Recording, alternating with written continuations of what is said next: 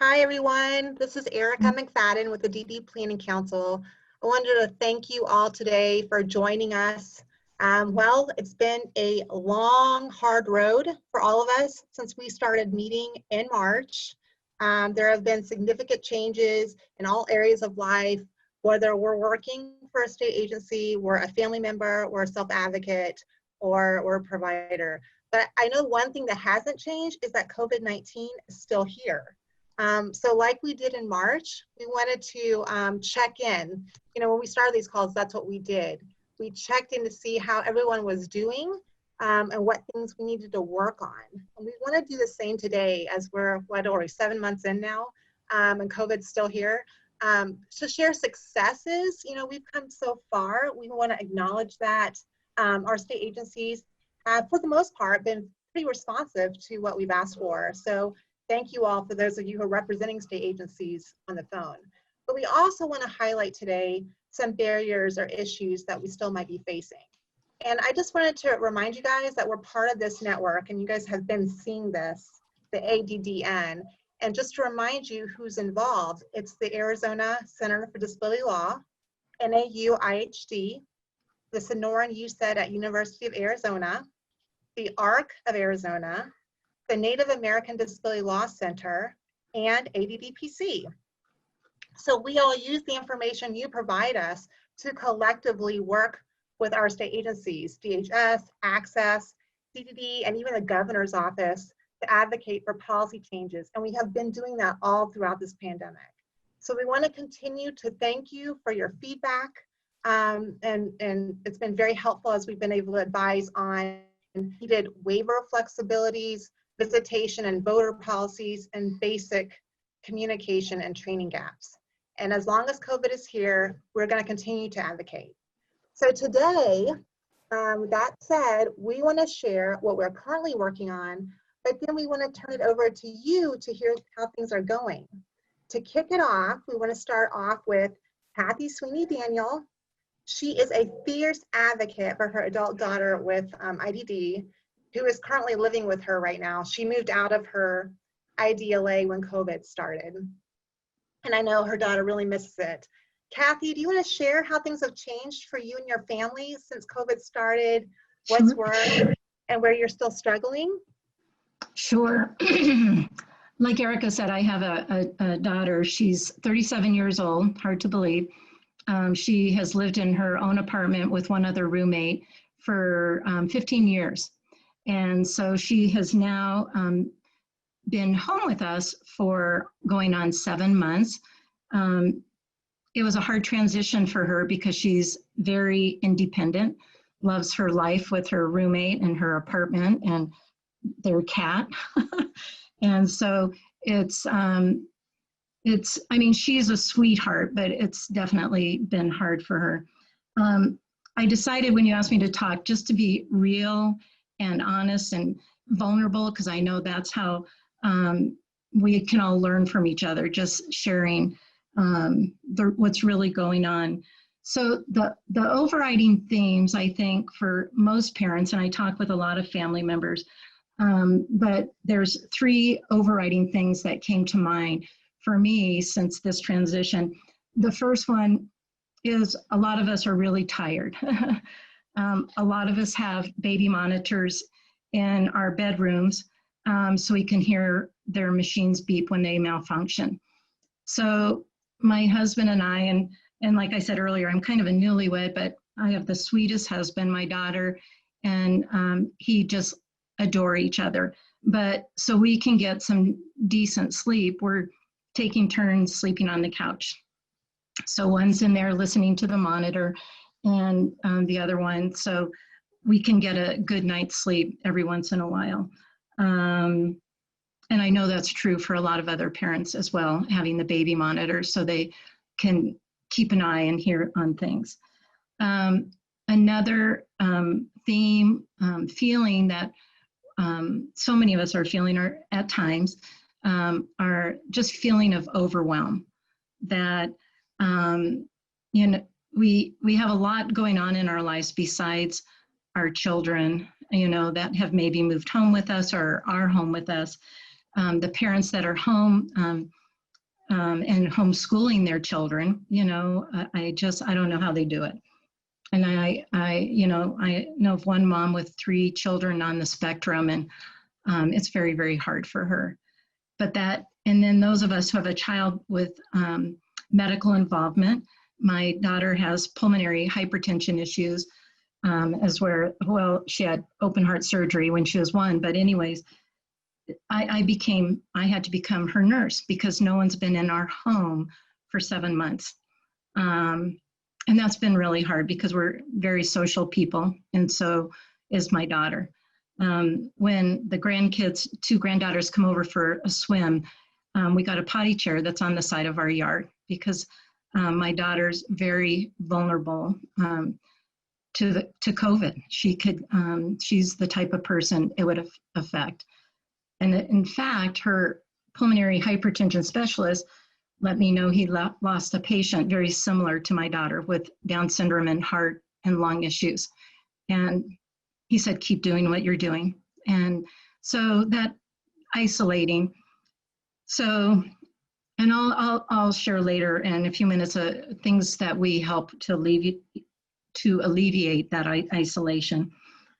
The third thing that parents are seeing, and I've kind of been in shock myself, is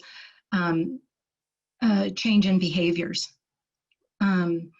My daughter went into a rage one day, which I had never seen before. She hurt me. I got very bruised, and I cried the rest of the day. I never saw her like that before. So as a parent of a child with Down syndrome, it makes me wonder, is she one of those people with Down syndrome that could get Alzheimer's? Her father lives with, her biological father lives with bipolar. Is she presenting bipolar behaviors? Or is she just sick of COVID and she just wants to go home? But that feeling of overwhelm and that rage, I only experienced it once in 7 months, but she's had other behaviors that are new. And I think because so much is out of her control right now, because she has OCD. I think I have OCD now too. I think COVID did that to us.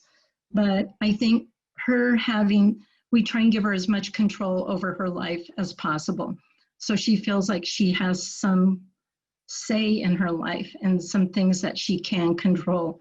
So our lives are right now dictated around, we don't want her to go back to her apartment spoiled. And she has her chores. We have chore day and she helps with laundry. And that was an issue because her father always called her princess. And when we first said, okay, it's chores today, and she said, I'm a princess. I don't have to do chores. And it's like, nope, you live here. You're going to be joining in the chores. And so a lot of parents are younger, older children are experience the same thing with the behaviors that out of the blue, this is coming. And she's like me, she's an extrovert and she misses her friends. And so the way we get around to help Kelly, and it helps us, is we do a lot of Skyping. Her 3 best friends actually live out of Tucson. We Skype with my oldest son in Phoenix, who has a baby.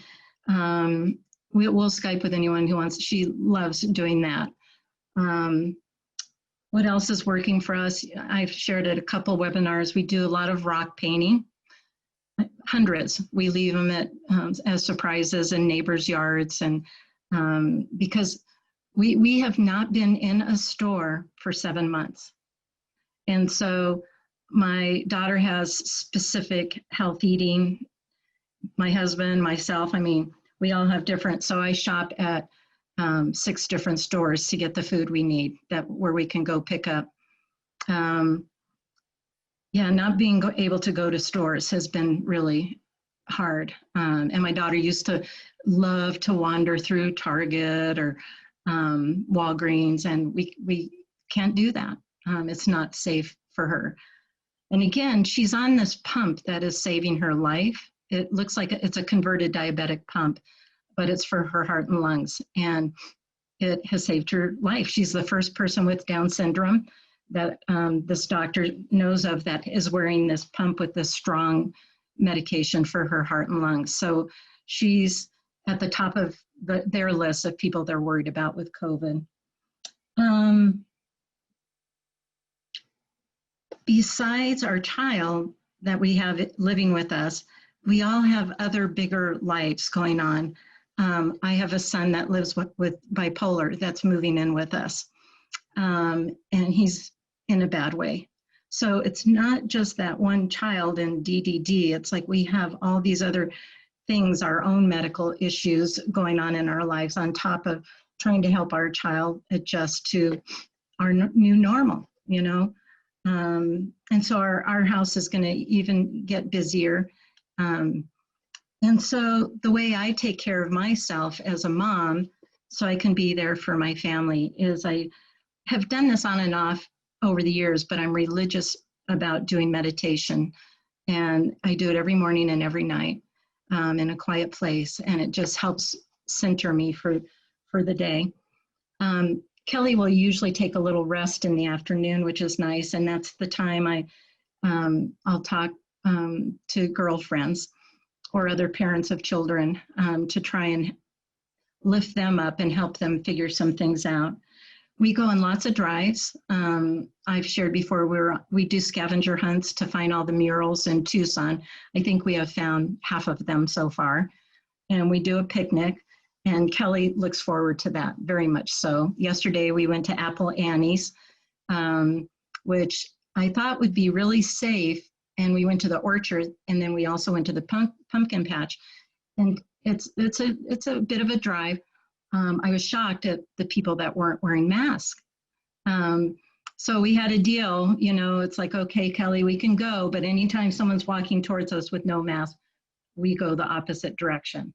But so we try and do these little road trips just to look at the scenery and, you know, and get out of the house because all of her medical appointments are telemed appointments. We had to go in for an echo, and it was scary. It was early on during COVID, but we had delayed it, and finally her specialist said, you have to do this. And as a parent, it was our first time out, you know, in months and months and months, and I was, I don't get nervous or anxious about things.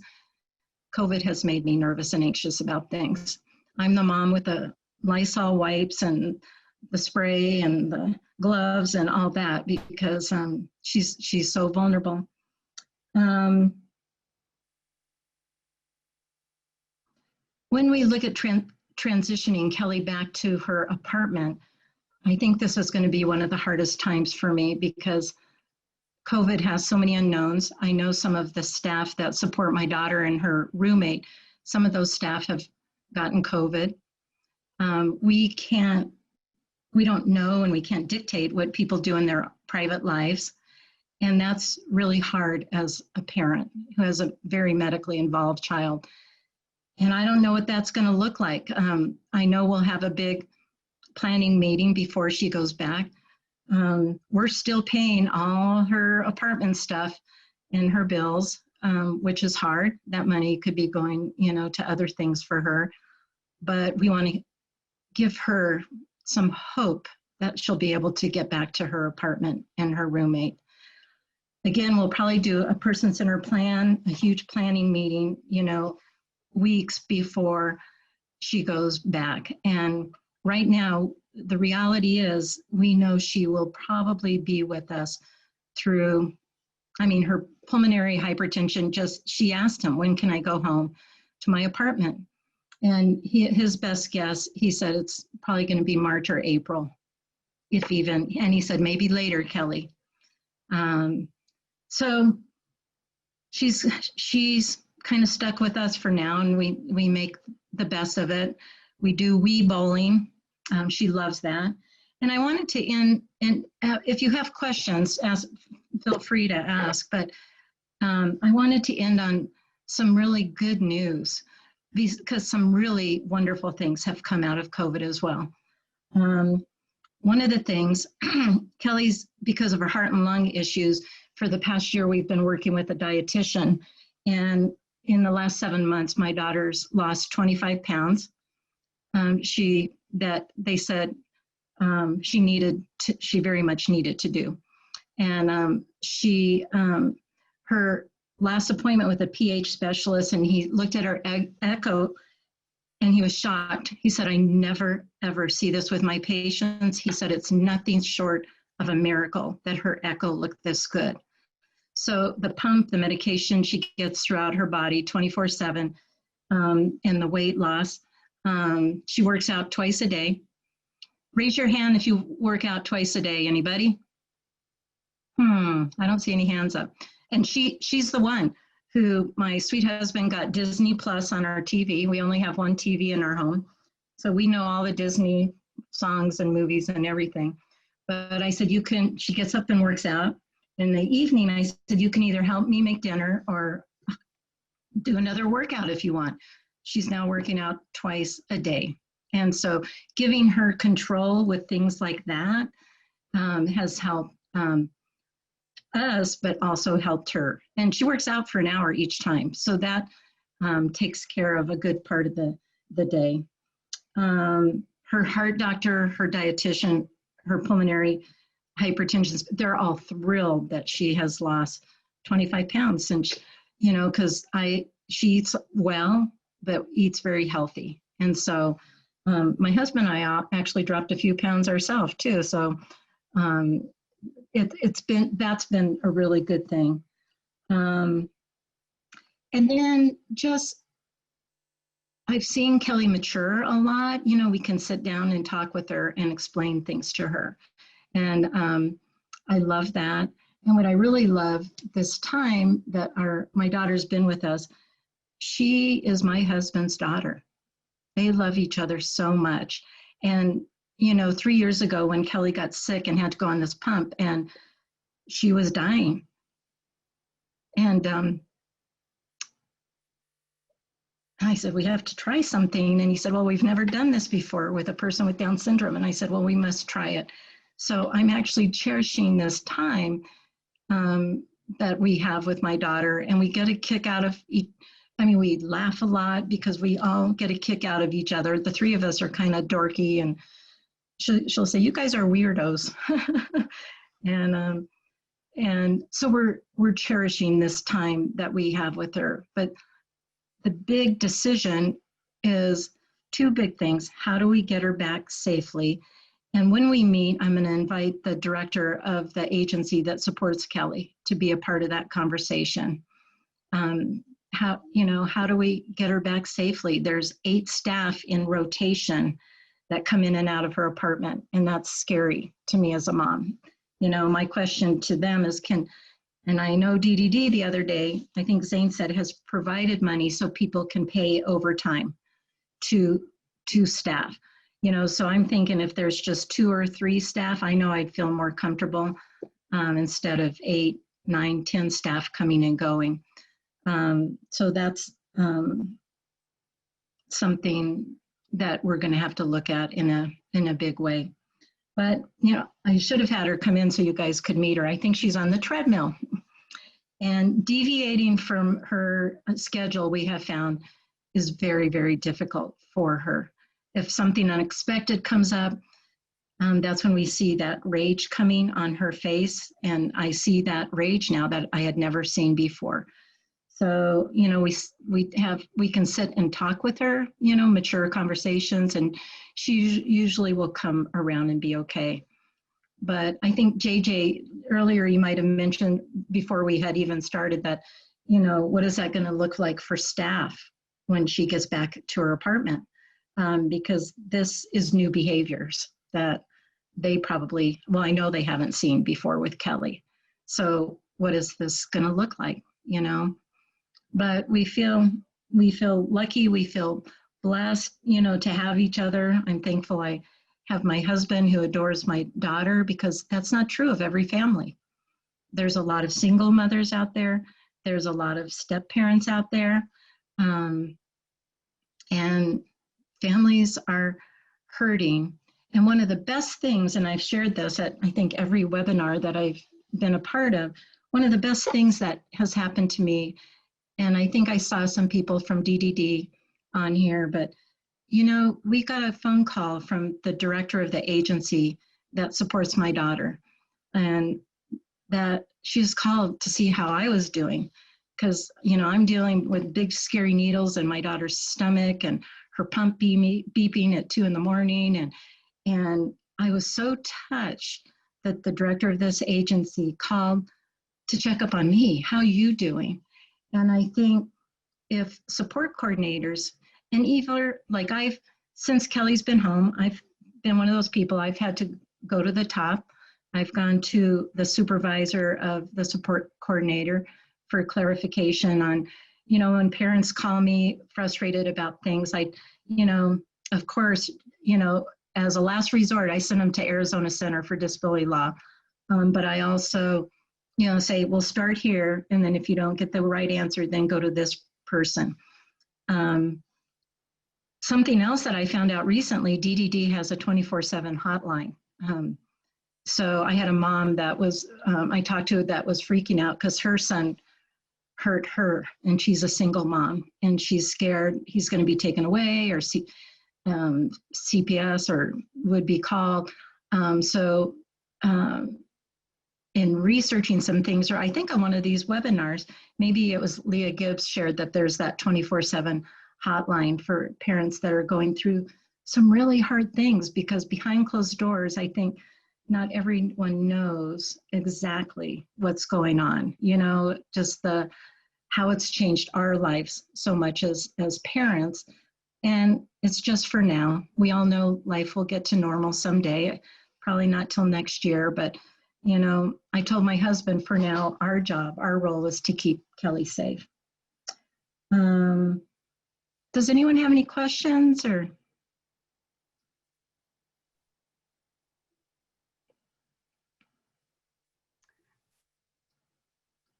Thank you, Cathy, for sharing your story. If any of you have any questions, what we can do is if you put them in the chat box, or towards the end, we will open it up for questions for everyone, so that we can have a discussion. Does that sound good to everybody? And Cathy, I just wanted to tell you, we so much appreciate you sharing the good, the bad, the ugly of this whole journey. It's never perfect, but the fact that you guys are actually dropping pounds while a lot of us are gaining them is a huge win. I don't know what you guys are doing, but I just wanted to let you know that we've been hearing those issues about trying to engage our members with DD in a time that they're stuck at home, or they're stuck wherever they're living with nothing to do. We've had a continuous issue with that. I know the answer has always been, let's call behavioral health, but really they're looking for meaningful activities and options and engagement. So, I think I would go crazy too if I just had to sit inside my home all day. So I just want to give you a kudos for being able to be your daughter's activity planner, her exercise director, her nurse, her mom. You've done a wonderful job, and thank you for being the constant advocate and for being a voice. And it's a good segue, your story is a good segue to what we as a council are working on, or not as a council, but as a network. So the council started collecting information, and the network volunteered some people to help with these interviews that we did with about people's interactions with their support coordinators. We're finding that people are stuck at home for long periods of time, and family members and individuals need to be supported. This is a time when most people are just trying to get by, and the support coordinator offers that continual person in that person's life with everything changing. And so we wanted to know, as a network, how support coordinators were interacting with family members throughout this time. So we as a network had like 30 different interviews we did, just a small handful. We wanted to see if there were any trends to what was being told to families, how they're being supported, because we know people can get burnt out at this time too, and that it's really good to be able to have resources and options. And so let me just let you guys know that, as a network, we're still trying to figure out what to do with some of the information. This is just a draft, and we haven't even shared it with DDD. So DDD, who's on the call right now, this will be news to you, I'm sure too. But here's some of the things that we had found. One of the questions we asked was if the support coordinator was communicating enough with families. And what we found was that families were overall happy with their support coordinators. In fact, what we saw in this study was that families actually did like their support coordinators. About 40% of their support coordinators turned over since the pandemic, which is pretty normal, but they knew that their support coordinators were doing the best they could. So the issue wasn't the quantity of communication they had, it was the quality of information that they received. So, and we've been hearing this all along the way. I know DDD leadership knows that this was an issue. Often some of the families were getting information before their support coordinators were about policy changes. And so I know DDD was working on trying to improve training for support coordinators because of this, and making sure that they were up to date on the policy changes that seemed to be happening almost on the daily for a period of time there. But that was one of the things that came across was make sure our support coordinators are informed of the changes. The next thing we found, which was kind of disconcerting for us, we're really focused as a network on safety too of our members. And we know that in many cases, the support coordinators are the only eyes and ears of the member with a disability. We know that most families are doing the best they can, and the overwhelming majority are not abusing or neglecting their children or adults with disabilities. But we do know that it can happen. And so we wanted to know how support coordinators were monitoring to ensure their members were safe. This is the part that kind of scared us a little bit. The majority of the participants that were participating in this study had not been seen virtually by their support coordinators since March 11th. So if the person or the member or the child with a developmental disability was being hurt or neglected, there's no way to know that that was happening. In addition, many of the members reported that the support coordinator had not communicated directly with the member with DD since March 11th. They just talked to the family member. Now, we know that some of the members are nonverbal, but we also know that there's alternative communication, ways of communicating with somebody that can be used. So we didn't see that in almost half these cases that the member was actually able to even alternatively communicate with their support coordinator. We also found what was interesting was that most communication done by the support coordinator was by phone, like 75%, 76%, even though the majority of members in the sample actually reported having a disability that makes it difficult for them to talk over the phone. So the communication option being used was an option that the member could not be able to participate. So I always relate this to IEP meetings at school. We always want to have student-led IEPs. We try to push for it, and often what happens is that they get the student gets pushed in the background. And it feels like during this COVID pandemic, when some members might have behavioral issues, that what we're seeing is that they're kind of not intentionally, but they're kind of not actively participating in their in what's happening right now.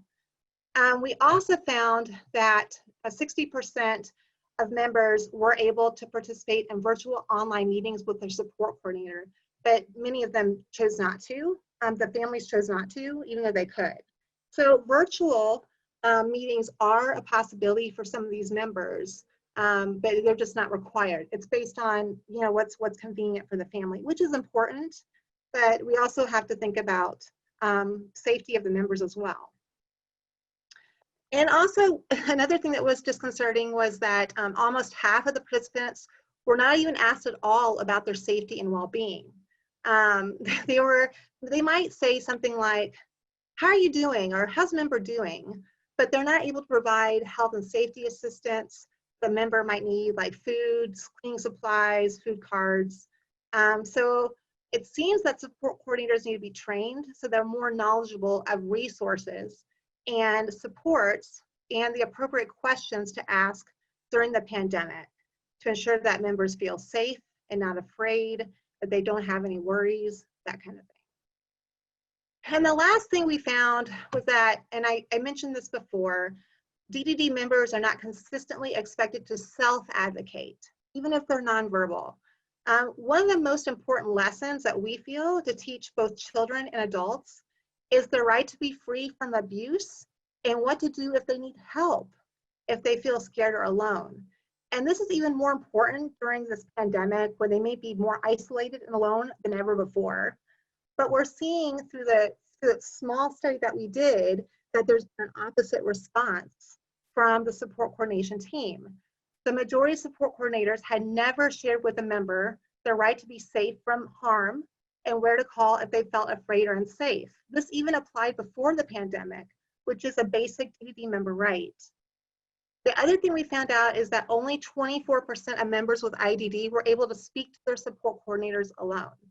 Now, the ability to communicate with the support coordinator privately is an important option if the member has an issue to bring up without their family member present. And we have to keep in mind that sometimes, maybe Cathy, your daughter may not want you to know that she's mad at you about something.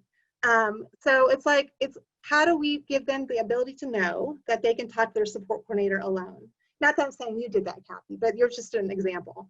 And then also 80% of the participants' members did not know how to reach their support coordinator if they had an issue or concern. And that's a key issue. And I know some of them aren't able to, but at least when it comes to getting help, are they at least being able to be educated about that?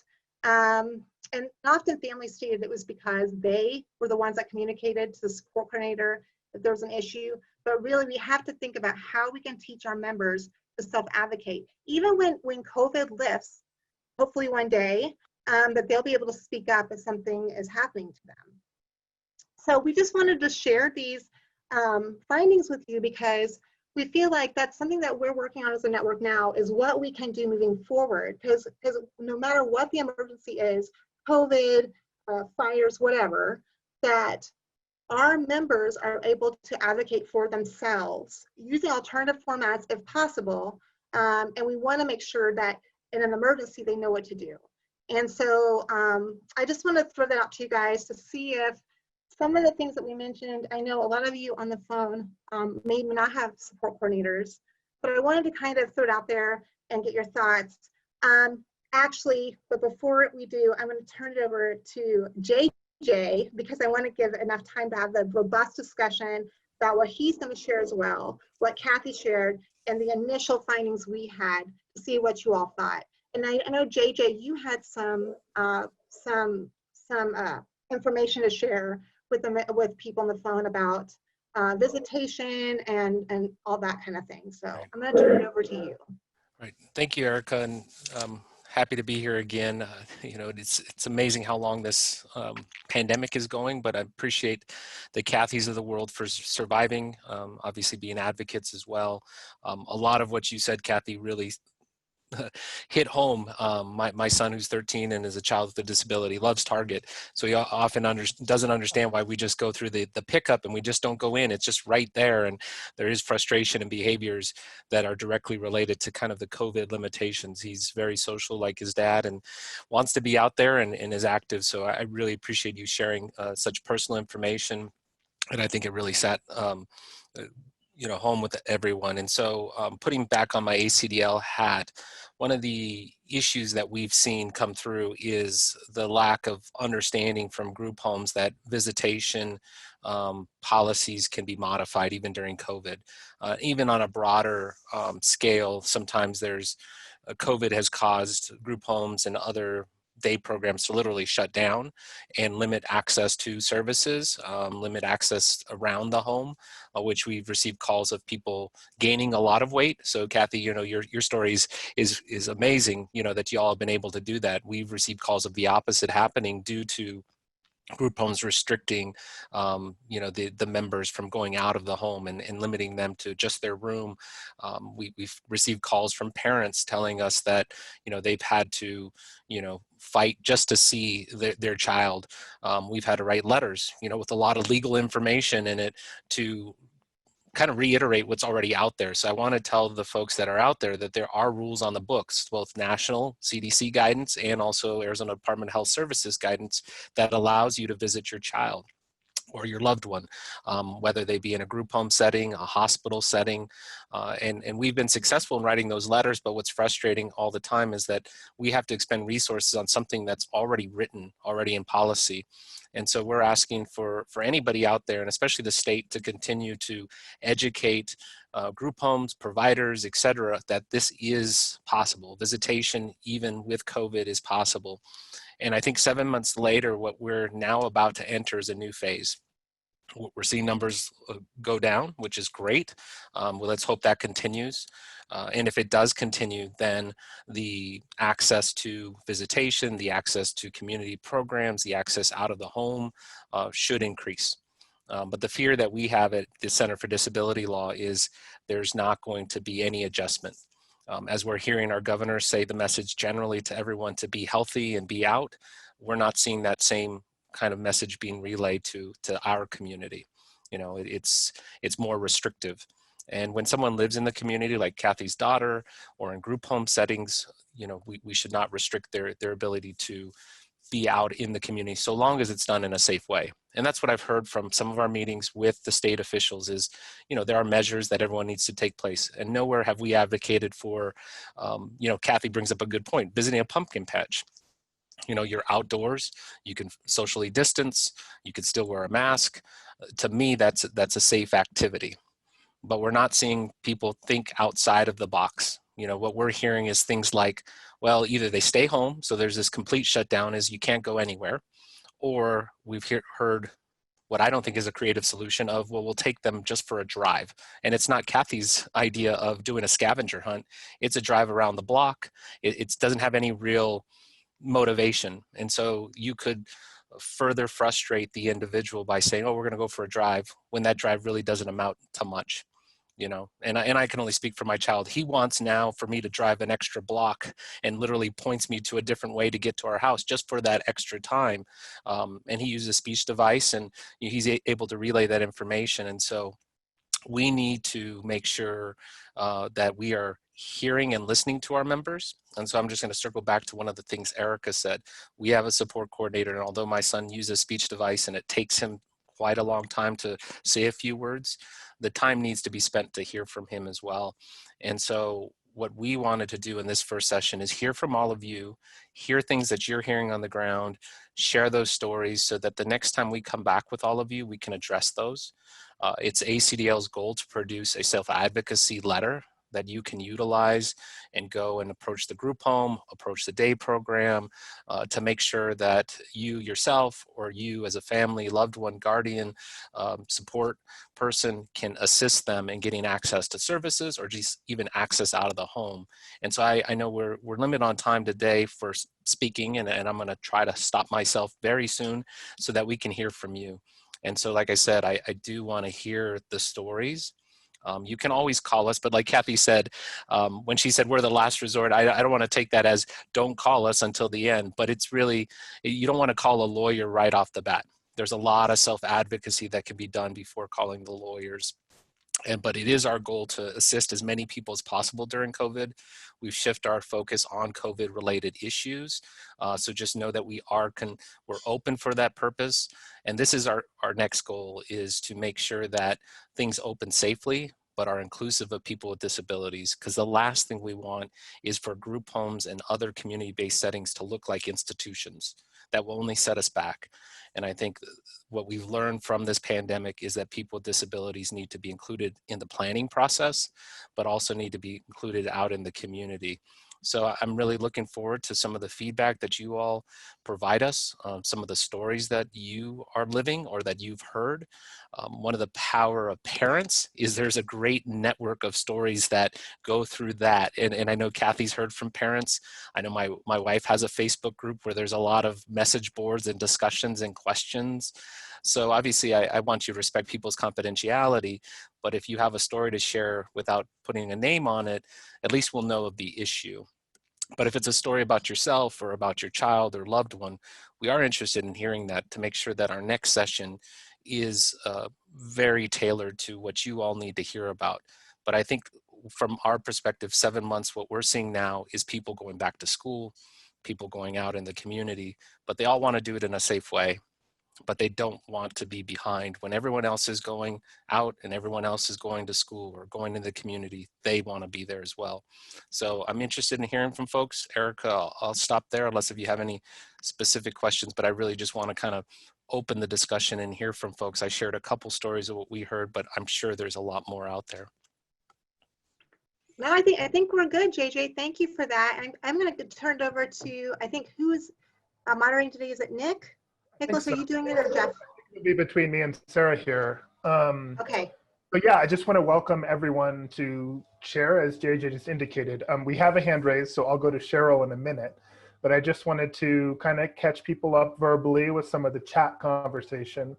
There was some discussions about phone numbers to call, the hotline that Cathy mentioned, she shared in the chat. Folks are also talking about this 211 hotline number, which apparently is available from 8 a.m. to 8 p.m. each day. People have been appreciative of Cathy sharing, being so open with us today. I back that up. Some conversation about support coordinator roles.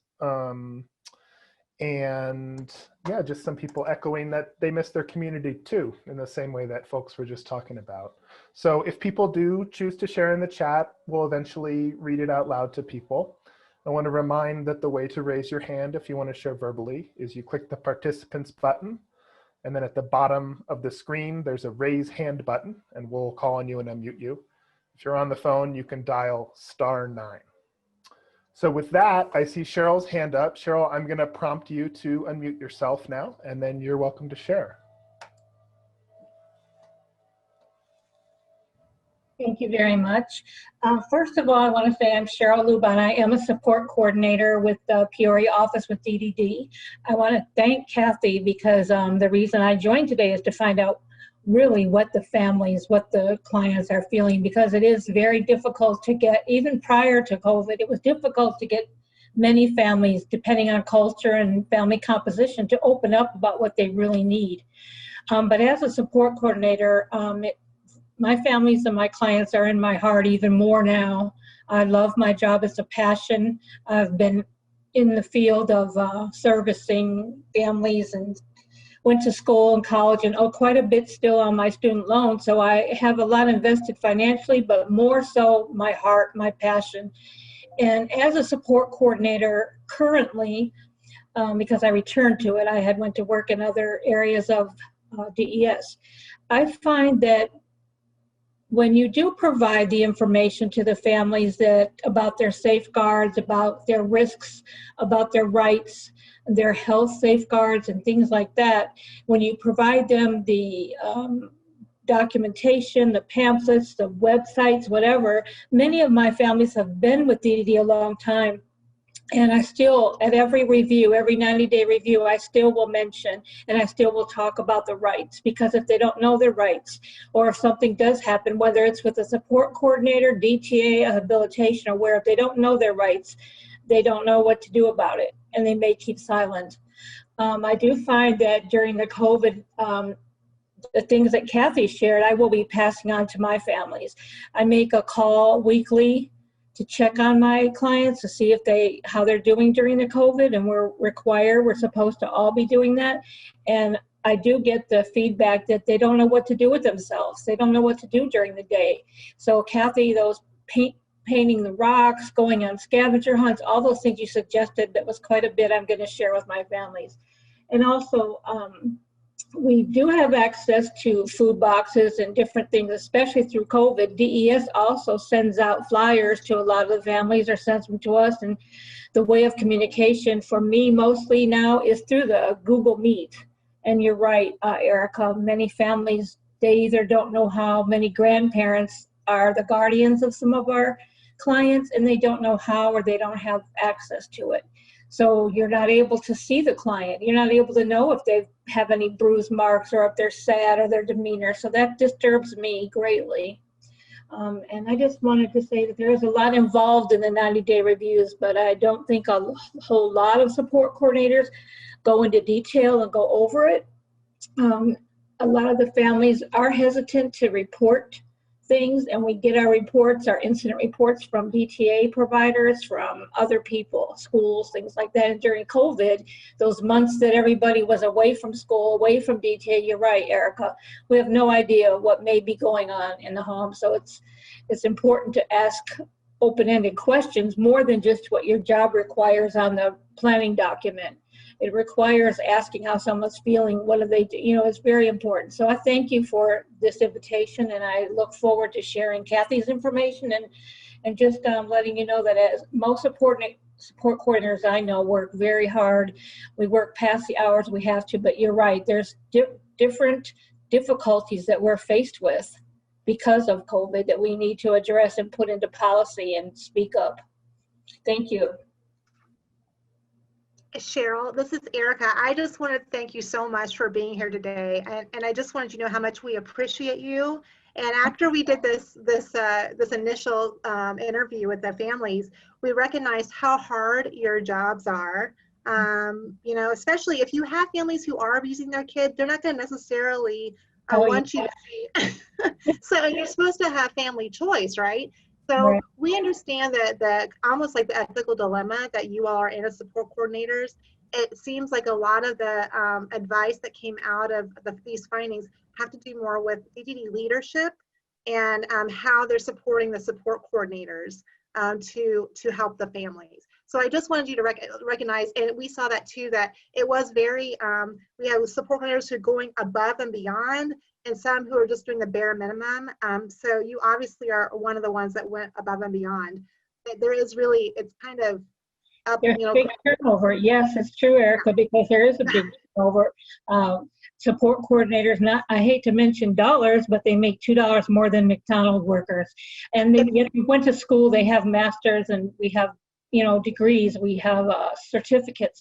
But again, it has to do with leadership a lot. With leadership has changed with DES over the past 10 years quite a bit. So you're right, it does have to begin with good leadership. And if you can't be your own leader and look to the other team members in your community agencies, because it's not just the DES or the DD leaders that are going to make you a good service provider or servant, public servant, because we are public servants, whether we like the word or not, we are. So I definitely agree with you, and thank you for giving me the opportunity.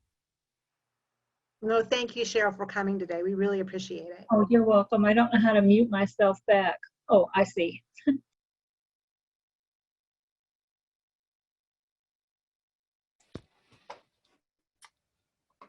Okay, Cathy, I'm going to go to you next. I think you're going to respond.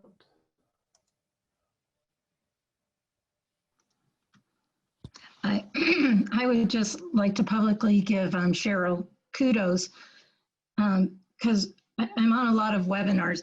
By the way, I love the webinars. As a parent, it makes me feel I'm not in this alone, and I feel connected. I've been giving the different webinars I'm a part of to other parents so they don't feel so alone. But back to Cheryl, I remember on one of the webinars I heard, and maybe it was you, Cheryl, that said you called each of your members once a week. And I think all the parents who were part of that webinar gasped, because that's the minority, I think, for the majority of us. You know, we have the 90-day reviews, which are called something else now, I think. But yeah, getting a phone call, I think, just how you doing? How's Kelly doing? You know, is she staying healthy? More than every 90 days would be nice. And then I had a question for JJ. Can I ask a question of JJ? Sure, go for it, Ken. So you said you've been helping by writing letters. do people come around after they get a letter from Arizona Center for Disability Law? I hope so. So far, so good. I mean, but again, the process, and this is a bad joke I used to share when I was practicing a lot more, was you get an attorney involved, things slow down. I mean, people think magically that, in a half hour we can solve a whole trial, but it takes, because then it's going to get sent to someone. They're going to send it to their legal counsel. Then their legal counsel is going to get back to us. So yes, we were able to resolve the couple that come to mind. But what's to me is I would rather the message be coming out from the state so that we don't have to necessarily get involved in every situation. But what we want to do, and especially for the next session, if we continue to hear this visitation policies being an issue, is develop a kind of a fill in the blank form. And so for those of you who are out there right now, there is one of those fill in the blank forms on our website related to hospital visitation. And I'll put the link in the chat. You could utilize that. Our argument is the same, because both Title II and Title III of the ADA and also the FHA, the Fair Housing Act, apply to group homes. So the letter is going to look very similar, but we want to customize it a little bit more so that you all can use it if group home is the place that you need access to visit. So I'll put that letter for now in the chat, but just know in a future session, we're going to provide updated information. The other thing that COVID has caused is it's a moving target. So when I talk about things are good now, that could drastically change in a couple weeks. For the safety of our children, they're going to go back into school. Does that increase our numbers? I'm not sure. If it does, we may see new guidance that changes some of the information we're going to provide. But again, always be flexible. If you do need to visit your children, need to go and visit a loved one, you're still required to be safe and do it in a safe way. The nice thing is it looks like we're finally under 100 degrees in Arizona. So some of the solutions that we've proposed is meeting on the back porch or meeting in the yard, those kind of things. That's going to be much more reasonable and bearable to do now. So that's why I think this is timely to discuss as we move into what Arizonans describe as fall, which is 95 degrees, chilly. We should take advantage of this weather and go out there now and make those requests. So hopefully that answered your question. But yeah, we were able to resolve these issues, but we most definitely, we'd prefer not to have to get involved because it really is clear. It's not something special for our one client. This is something that can be applied to all individuals so long as, the visitation is being done in a safe way. By the way, JJ, I send a lot of people to ACDL. Right. Yeah, and for everyone, Cathy doesn't get paid for sending referrals to us. No one does. All of our services are free. So again, come our way if that's the issue. If it seems to be a bigger systemic issue besides a case by case, we're interested in learning about that, because another strategy is to approach the state because we're hearing so many complaints. Right now it's a handful, but I'm guessing there's more out there. And so we just want to make sure we're understanding where the issue is. Is it the group home themselves? Is it the state communicating or lack of communication? So this is really helpful for us to hear more so we can make sure to try to remedy the situation as efficiently as possible. So thank you for the question, Cathy.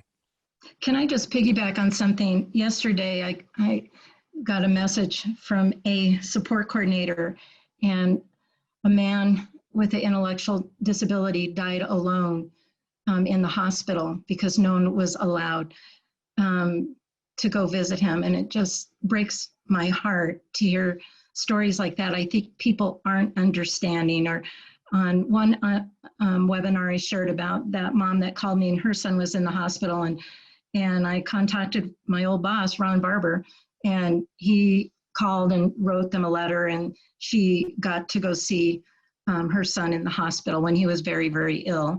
And his phone in his hospital room was not working, so he couldn't even talk with his mom, but she did find pretty quickly, so I tell people, go to their legislators as well. And, I think it makes people nervous, but I think group homes aren't getting, I think maybe their motto is kind of like better safe than sorry, but for someone, with an intellectual disability to die alone. And he went in for an unrelated surgery, got COVID while he was there and passed. And it just breaks my heart. So I think getting getting the good news out there that, like you were saying, JJ, you know, people at group homes have a purpose for your drive, you know, have gatherings on the back porch, you know, things like that to give people stuff to do. But I'm glad you have that letter ready to go for people that could be hospitalized. It sounded like kind of a, oh, what's the word I'm looking for? A letter that might come in handy for a lot of family members if our kids end up in the hospital. Thank you, I Cathy. might just, I was gonna say, I might just ask JJ to come with me if that ever happened to me. I don't see any other hand raised right now, but there's been some chat activity, so I'm going to read that. After Cheryl spoke a bit, Sarah responded and said, if any families need technology equipment, and to let Sarah know, and Sarah shared her email. Sandra then wrote, technology proves to be a challenge for many. Workarounds, including all the processes, thinking outside the box, critical in these times. I have the honor of teaming with many families, including deaf, hard of hearing, and deafblind. It has been approved by my supervisor and higher authorities for me to be able to meet with deaf members in person in order to provide the best and most accurate connection and information. Connections are critical. Every heartbeat communicates for NV abilities, time to make sure the individual feels heard and understood is important. Many families are in need of navigating IEPs. Thank you to ACDL for providing these services. JJ shared a link to the bid on visitation from the Arizona Center for Disability Law website. Mary shares help with IEP meetings is a very big need. Sandra says you can think about the letter as a hammer. That's interesting. And there's the template letter link from JJ. So thank you very much. Nicholas, this is Erica. I have a follow-up to what Sandra wrote in the chat box. Is that okay? I know JJ wanted to say something too. But one of the things that kind of stood out to me when we were interviewing these families was that you know, there wasn't an accommodation made for people who could not communicate actually over the phone. So it looks like Sandra was able to think out of the box and be able to still be able to provide services to families more directly. And so I guess that's my question is, as things get better, indicators get better, there's still no end in sight to virtual support coordination. Like there's no end date, but there's no accommodations either. So I think the next step is working with UD to see if they can make accommodations to people who cannot communicate or be seen through these other methods, through virtual or talk on the phone or whatever. I just wanted to put that out there and get your thoughts on that and see if that resonated with what you all thought too. But there should be accommodations through DDD support coordination. And I'll just be the lawyer in the room. If there are any others, I'd happy to chat. So the ADA, the Americans with Disabilities Act, one of the great things to remember is even during pandemics, that doesn't go away. So your civil rights don't stop during this time. And so both under Title II and Title III of the ADA, they require for state agencies to Title II to make reasonable modifications to policies and procedures. So the flexibility to allow for effective communication, whether that be in a meeting, whether that be related to the nature of a person's disability. I know oftentimes with meeting our support coordinator, it seems like we only have a set amount of time and she rattles through all the questions, gives us the procedural safeguards or the information, and then she's out. If you as an individual or your child or your loved one needs more time, that's a simple, reasonable modification request. Or if you need in person but need to do that in a safe environment, you can ask for that. So some of these restrictions are these statewide saying, oh, well, we have to do it virtually or by phone. Like when I was contacted by our support coordinator, we were given the option, you know, phone or virtual. You know, again, I think the state could also put their foot down and say you have to have eyes on the individual and have an opportunity to see them, as opposed to just, oh, let them choose, so that, you know, they can do their job to ensure there's the person and the member is safe. And now as things are lightening, there are newer, safer ways to meet with people, whether that be, again, like I said, outside with masks, socially distanced. So the law never changed. The law has not been limited during COVID. People are saying, you know, I think they're fearful, rightfully so. This is a deadly virus, but at the same time, there is enough now health information out there on how things can be done safely, and that's what we're pushing for, is that things be done safely, because there is, I mean, one of the things that we haven't clearly said, and I think we're saying it, is there is still abuse and neglect going on right now, and it may be more dangerous, at least in my opinion, than ever, because people are not being seen, and so I'm interested to be proven wrong. I want to be proven wrong after doors are starting to open and we're able to go on site.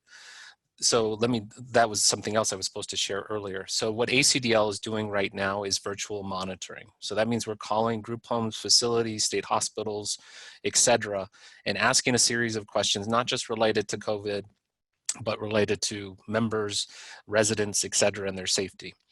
If we do get an indication that there's abuse and neglect, you know, we'll go out and be safe, and that's the same thing I heard the state say the other day when they were talking to us. So if you do know or suspect that there might be abuse and neglect going on, you can alert us to it. You still can go through the Adult Protective Services process or contact your support coordinator. All of those things don't stop.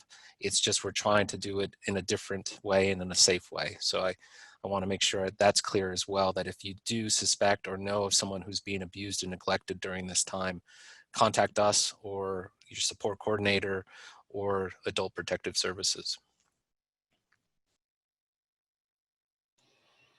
Thank you, JJ.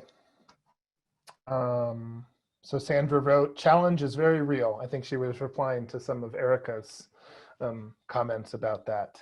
She followed up, yes, eyes on the member and family to glean all the communication that takes place. Technology solutions, we are in this now for the next several months. Finding grants to set up families with technology and internet for video conferencing. Sandra is actively seeking solutions on this. Marianne writes, we have had so many parents keep the member home from DTA so they can talk on the phone for their meeting. We have let the parents and coordinators know that we can have them come to the DTA that day, and we will do the Google Meets on our computers at the DTA. This way we can attend the meeting as well.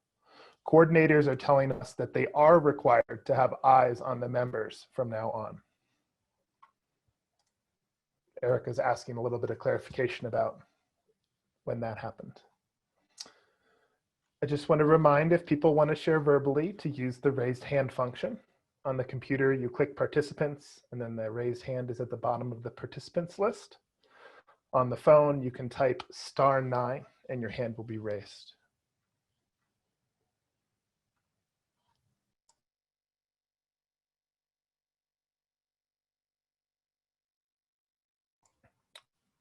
Marion shared that having eyes on the members is in the last few weeks. I have a question for the support coordinators on the call. So Cheryl and others, how have you all been communicated with when new guidance comes down from leadership, when it comes to things like, okay, now we want everyone to have eyes on the members from now on? How are you all receiving information like that? I'm really curious. And if you have been receiving that communication, has it been consistently through the same method, like email or something, or Zoom calls, or a different way?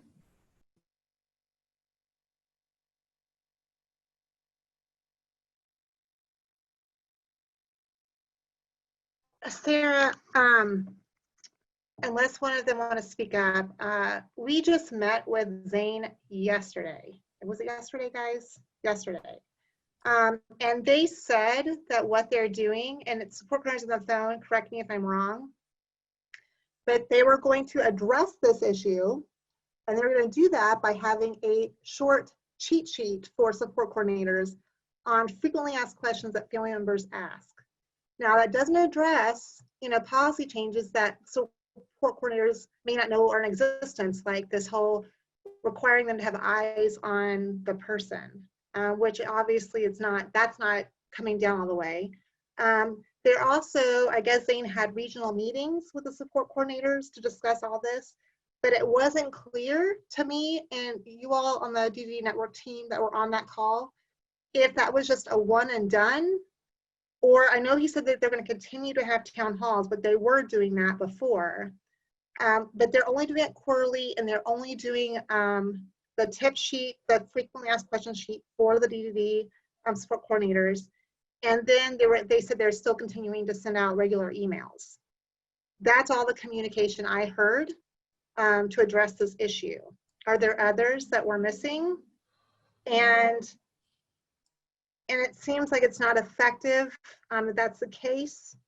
So it looks like we need to continue to work with DDD, unless anybody has any thoughts. So I saw a couple hands pop up from Cheryl and Sean, but then they pop back down again. So I don't know, maybe Erica answered the question, but you're welcome. If this technology, you can just type in the chat, you'd like to be unmuted, and I can find you that way too, if it's about the tech for the hand raise. All right, Cheryl, I see you back. I'm gonna prompt you. Okay, thank you. I just wanted to answer the lady that was talking. Sarah, you wanted to hear from support coordinators. And I also put something in the chat. I attend town halls outside of the work. I attend the town halls that my families attend. I share it with them. So I find out quite a bit of information that way, to be honest with you. But we get policy information and new policy changes via email directly from Zane and other higher ups. We also get it from our supervisor. It's every day. So it's almost insurmountable. And I don't know how anyone can remember it all, but the important things to me, like the COVID, the clients, you know, stuff that, the changes that have come up around since, like, for example, all of a sudden, if you guys heard, parents could no longer perform ATC, attendant care responsibilities. At the beginning of COVID, they allowed parents to be the providers of attendant care for their children. And then, I believe it was September 14th, they ended that. So now there's a lot of repercussion from parents who have been providing attendant care and were on the service plan, which is for an ISP or for a year. So those type of things, I don't see policy changes on, I don't see rebuttals to, I don't see solutions to. So those are things where we have to be a voice ourselves for the clients, and at the town halls is where I find things do wind up going back to the higher ups. Thank you, Cheryl. We have a few hands now. So I'm going to go to Sean next, and then I'm going to go to Chris, and then I'm going to go to support services. So Sean, I'm going to prompt you to unmute yourself now. Hello. I'm not sure if it's a district thing necessarily. I'm in District South, and I feel like a lot of times things kind of roll out in other districts before they come down to us, but I haven't heard that the parents can't be the attendant care provider anymore. I haven't heard anything about having to lay eyes on people. I think one of the big issues is that there's so many changes so fast, and it's tough to get that information to everybody. Our unit has a weekly meeting with our supervisor, and we get informed of a lot of stuff that way. But there's not, it doesn't feel like there's a direct stream of information coming down to us that is verifiable. It is frustrating. I'll speak for myself. It is frustrating to have information doled out like that. It's not verifiable. It's not, it's not able to be followed just because there's so much stuff going on. And I think it definitely benefits the support coordinator and the member if, when the family is having an issue, you know, let me know directly what it is you need from me. That way I know, because I have some members who don't want to be called every week. I have some who would like that. And it's really up to, you know, communicating with us how we can best support you during all this, because there's, the only certainty right now is uncertainty, and just communication, I think, is absolutely key. Thank you very much, Sean. Okay, I'm going to go to Chris. Chris, I know you're on your phone, so I don't know how to look to you, but I'm going to prompt to unmute you now. Can you hear me okay? Yep. Okay, perfect. Hi, everyone. I'm Chris Willis. I work at DDD. I'm one of the program administrators. And thank you, Sean. That was well spoken. From the early days in the pandemic, we wanted to make sure that the support coordinators and all the team had access to guidance and talking points to set a cadence of communication with members, families, to the point that was raised a while back in regards to eyes on the members. It was always encouraged to set up the virtual meetings first, and thank you, Erica, for noting that 60% of members or families did have access to virtual meetings. Some declined, and so it was asked that the support coordinator, encourage the virtual meeting if they couldn't, and phone was necessary to do their best attempts to some way, shape, or form communicate with the member to at least hear them. And I think one of the attendees on this call noted that banging a hammer to communicate was one of the ways in which they could speak up. Some support coordinators provided feedback to me to note that the members were just making noises, and so the the support coordinator could respond to them and just dialogue with them a little. Feedback to the support coordinators on this call. This is great information, and I will make sure that I funnel it out to the team, and just reiterating some of the barriers that you all have raised on this call. I just want to say thank you, because you're right. It was a momentous mountain to climb with all the information that was constantly changing, funneling out. So this really helps us check and adjust to better support the team that is supporting members and the families. So that's all I wanted to share. Thank you very much. I see support services had their hands raised and then down. So if you still want to share, go ahead and type that in the chat or re-raise your hand. In the meantime, I'm just going to catch up on some of the chat here. Oh, their hand is back up. I'm going to go back to support services. I'm going to prompt you now. Hi, this is Barbie Deal-Ruin at DDD in the Office of Individual and Family Affairs. I am the project coordinator for Leah Gibbs. And I just wanted to reiterate that the public town halls that we have been having every other Thursday, it started out to where it was weekly, now we've gone to bi-monthly, are continuing. We do have a town hall tonight, and it is published on the DDD website. And we are, as Erica stated earlier, we are in the process of scheduling quarterly staff town hall events to make sure that we are getting the staff informed of everything that's been going on and the changes. They do go out via emails to all of DDD, but needless to say, emails do tend to get lost in the shuffle. And with, adjusting priorities and everything else, it's hard to keep up with absolutely everything. So we are going to be initiating quarterly staff town halls by district with the district leadership on the line to provide updates to the staff and allow feedback from the staff on what's working and what's not working, so that we can do our very best not only to provide the best care for our members, but also to make sure that we're keeping our staff well informed. Thank you very much. Nicholas, I have a quick follow-up question for Barb. Okay. About the quarterly meetings. Are these different than the quarterly meetings you all had before? I think the ones before were with supervisors. Is this one for all staff? Is that the difference? There are quarterly supervisor meetings for support coordination.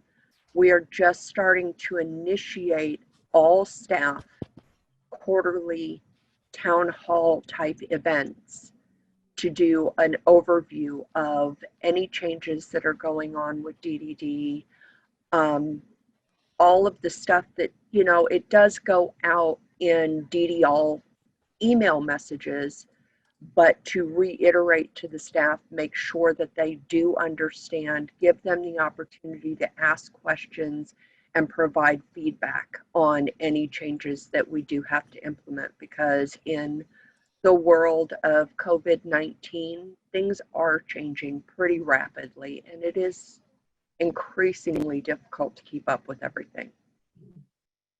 Okay, thank you. Thank you very much. So I know there's been a lot going on in the chat, but we have Jeff's account wants to talk. I'm going to prompt you now to unmute. Hi, my name is Angelica Javier. I am actually a DDD support coordinator with District South as well. And I just kind of wanted to feedback off of Chris Willis and all of the support coordinators on this call.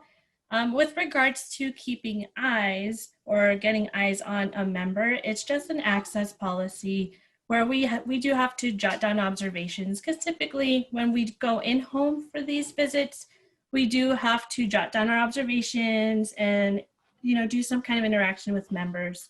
On top of that, you know, the attendant care for direct care workers as paid providers or parents as paid providers.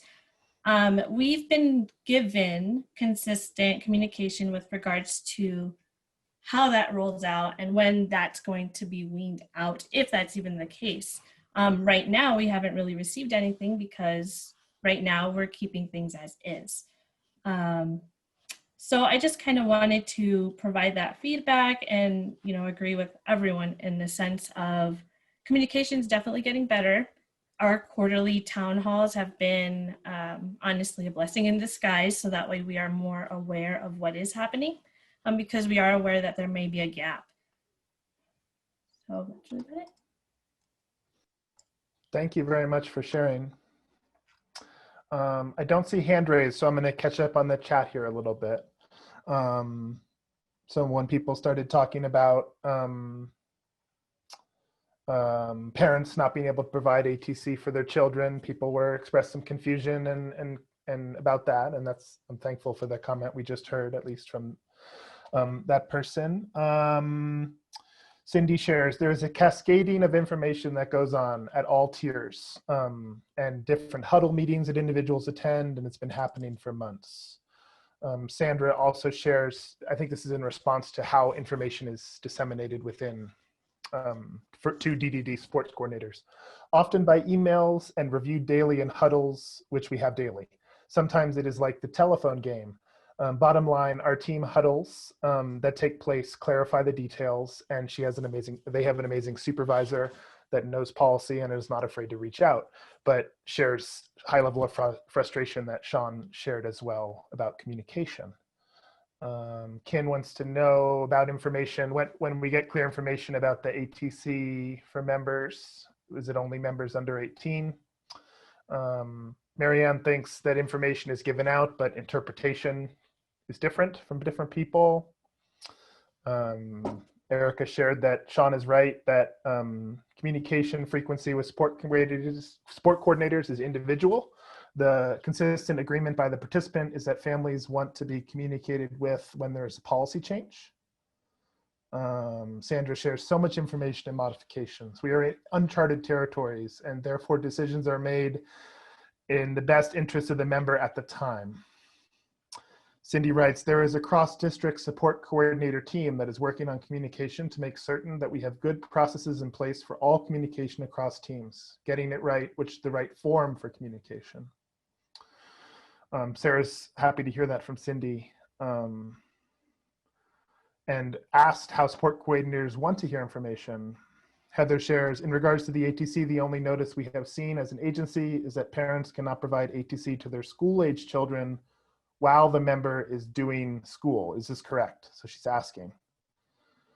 Marianne loves Google meetings, thinks it's a better use of everyone's time. It's important for the coordinator to have a visual of the member. I think it's important for all agencies involved with the member service plan to be invited to the meeting. Let's see, a link was shared about the tonight's DDD Town Hall that was shared by the support team at DDD, 6 to 8 p.m. tonight. And then I see Cathy with her hand up again. Cathy, I'm going to prompt you to unmute. I wanted to follow up on something JJ said about the 90-day review meetings where it's kind of like boom, boom, boom. And I know support coordinators have a lot to get through. And Kelly's got a large team with people and the agency and nurses and things like that. Something that we started doing, and we will probably continue once Kelly moves back because it's working so well. So instead of, we make the agenda. So the first thing on the agenda, because it wasn't working for Kelly to sit there to go through all this stuff.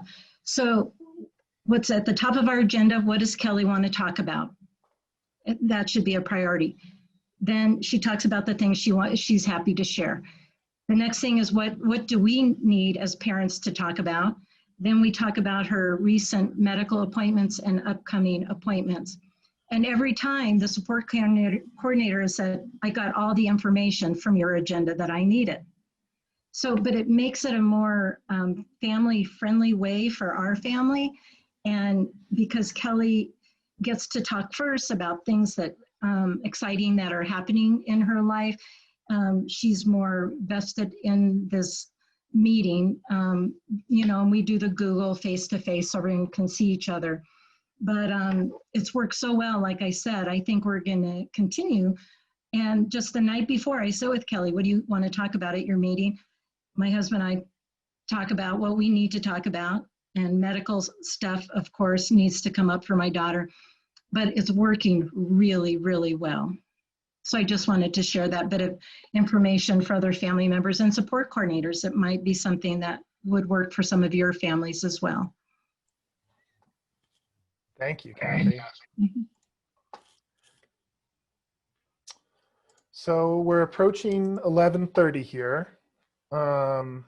And I don't see any other hand raised, but I want to give everyone just 1 minute here in case there's anything else to get into the chat, or if you want to raise your hand.